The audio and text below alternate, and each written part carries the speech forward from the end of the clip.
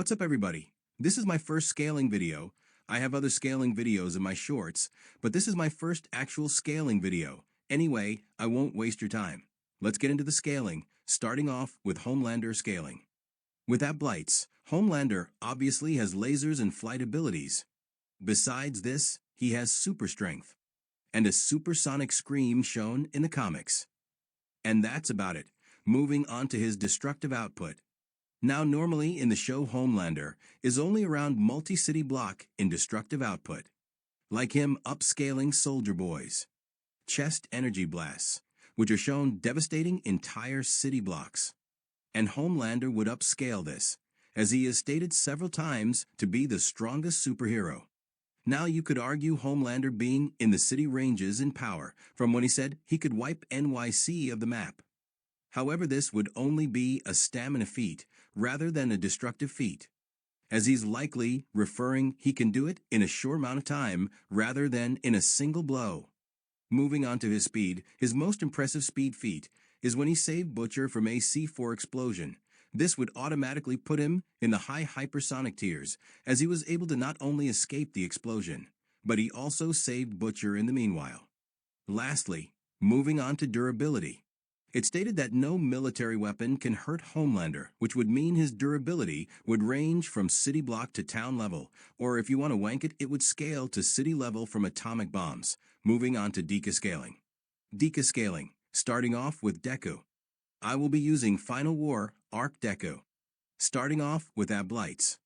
Deku has one for all, Gear Shift, FA Gene, Danger Sense, Black Whip, Smokescreen, and Float in his arsenal. So that's a lot of powers right there. Moving on to destructive output. Deku with his final punch cleared the sky over mutable continents for an entire week, which would come out at 78 exatons, or just moon level for short.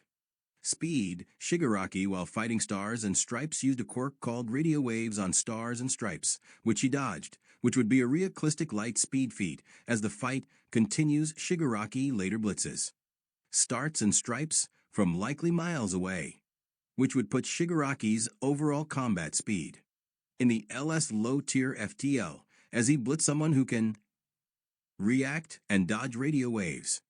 Moving on, Deku scales to Shigaraki's scaling. In fact, well above it, as Deku in the Final War, when Shigaraki and Deku were fighting in the Sky Coffin.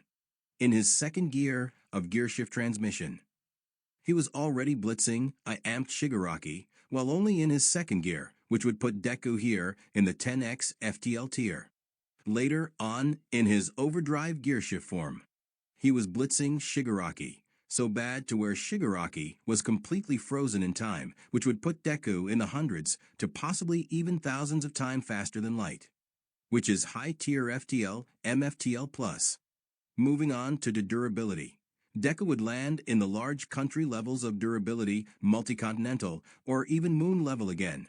This is just simply because he withstands the recoil from his punches without exploding himself. Overall, as you can see, this is just overkill and one-sided, as Deku just obliterates Homelander in every category. And Deku would just blitz him before a single muscle in Homelander's body can trigger. Deku wins neg-diff. That's all for today's video. Please like, subscribe, and comment for more scaling videos. And always type in the comments which versus battle you'll want next. Peace.